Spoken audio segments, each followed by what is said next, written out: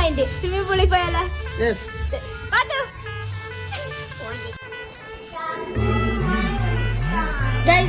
ഒറ്റ മൈൻഡ് നമുക്ക് സ്വിമ്മിംഗ് പൂളിൽ പോയാലോ?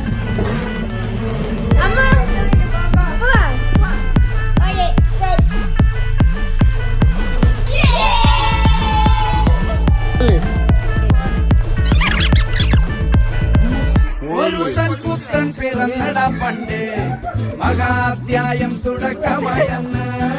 ഇത് ദിക്കെട്ടും പാട്ട് കൊടും സന്തോഷം പിറന്ന പാട്ട്.